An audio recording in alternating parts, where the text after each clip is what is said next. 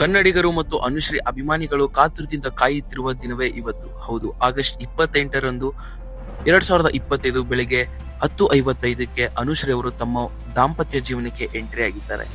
ಅಲ್ಲಿ ನಡೆದಂತ ಒಂದು ಕೆಲವು ಒಳ್ಳೆ ಕ್ಷಣಗಳು ಹಾಗೆ ಅವ್ರದ್ದೊಂದು ಫೂಟೇಜ್ಗಳನ್ನ, ವಿಡಿಯೋಗಳನ್ನ, ಒಂದು ಒಳ್ಳೆ ಮೂಮೆಂಟ್ಸ್ನ ಈ ವಿಡಿಯೋದಲ್ಲಿ ನೋಡ್ಕೊಂಡ್ ಬರೋಣ ವಿತ್ ಫುಲ್ ಆಫ್ ಇನ್ಫಾರ್ಮೇಶನ್. ಬನ್ನಿ.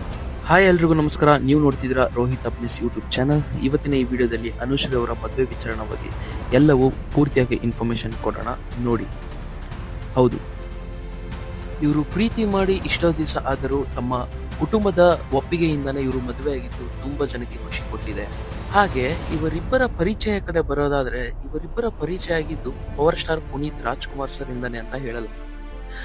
ಹೌದು, ಕೊಡಗು ಗ್ರಾಮದ ರೋಷನ್ ಅವರು ಪವರ್ ಸ್ಟಾರ್ ಪುನೀತ್ ರಾಜ್ಕುಮಾರ್ ಇಂದನೇ ಇವ್ ಅನುಶ್ರೀ ಅವರಿಗೆ ಪರಿಚಯ ಆಗಿದ್ದು ಅಂತ ಸುಮಾರು ಜನ ಮಾತಾಡ್ಕೊಂತ ಇದ್ದಾರೆ.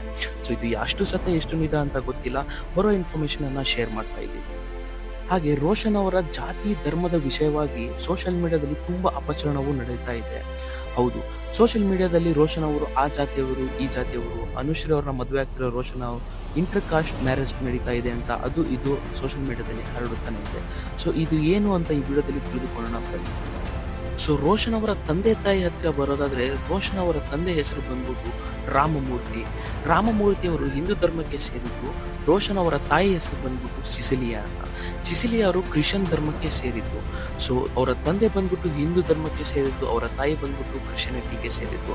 ಸೊ ಇದು ಅದು ಅಂತ ಸೋಷಿಯಲ್ ಮೀಡಿಯಾದಲ್ಲಿ ತುಂಬಾ ಅಪಚರಣವೇ ನಡೆಯುತ್ತಾನೆ ಇದೆ. ಅದನ್ನೆಲ್ಲ ಸೈಡಿಗಿಟ್ಟು ಈ ವಿಡಿಯೋದಲ್ಲಿ ಹೇಳೋದೇನೆಂದ್ರೆ, ಎಲ್ಲ ಅಭಿಮಾನಿಗಳು, ಅನುಶ್ರೀ ಅವರ ಎಲ್ಲ ಅಭಿಮಾನಿಗಳು ಬಯಸುತ್ತಿರುವಂತ ಇದೊಂದು ದಿನ, ಅವರ ಮದುವೆ ದಿನ. ಇನ್ನೇನು ಬಂದೇ ಬಿಟ್ಟು ಮದುವೆ ಕೂಡ ಆಗಿದೆ. ಅವರಿಗೆ ಶುಭ ಹಾರೈಸಿ ನಡೀರಿ. ಹಾಗೆ ಅನುಶ್ರೀ ಅವರ ಮದುವೆ ವಿಚಾರವಾಗಿ ಚೈತ್ರ ಆಚಾರ್ ಅವರು, ಆಕ್ಟರ್ ಚೈತ್ರ ಆಚಾರ್ ಅವರು ಏನ್ ಹೇಳಿದ್ರು ಎಂದು ನೋಡಿಕೊಡ್ತಾರೆ. ಎಂಡಿಂಗ್ ಸಿಕ್ಕಿದೆ, ನೋಡೋಕೆ ತುಂಬ ಖುಷಿ ಆಗುತ್ತೆ ಜೋಡಿನ. ಆ್ಯಂಡ್ ಅನುಶ್ರೀ ಅವರು ನನ್ನ ಫೇವ್ರೆಟ್ ಪರ್ಸನ್. ಸೊ ಎಲ್ಲೇ ಇದ್ರೂ ಮದುವೆಗೆ ಬರಲೇಬೇಕು ಅಂತ ಓಡ್ ಬಂದಿರೋದು. ಸೊ ಖುಷಿ ಆಯಿತು. I will congratulate both of them. ಖುಷಿಯಾಗಿ ಜೀವನ ಪೂರ್ತಿ ಚೆನ್ನಾಗಿರಲಿ ಅಂತ ಆಶಿಸ್ತೀನಿ. ತುಂಬ ಖುಷಿ ಆಯಿತು ಬಂದು. ನೀವನ್ನೆಲ್ಲ ನೋಡಿ ತುಂಬ ಖುಷಿ ತುಂಬ ಖುಷಿಯಾಗಿದ್ದಾರೆ. ಅಂದರೆ ಯಾರ ಕಣ್ಣು ಬೀಳದೆ ಇರಲಿ, ದೃಷ್ಟಿ ನೋಡಿ ಖುಷಿಯಾಗಿದ್ದಾರೆ. ಅಂದರೆ ಗೊತ್ತಾಗುತ್ತೆ, ಅಂದರೆ they both are so in love ಅಂತ ಗೊತ್ತಾಗುತ್ತೆ.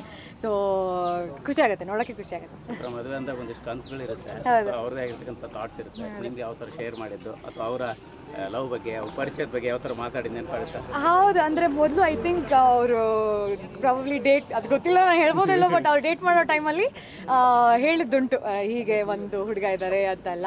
So I was so excited ಅವಾಗಲೇ.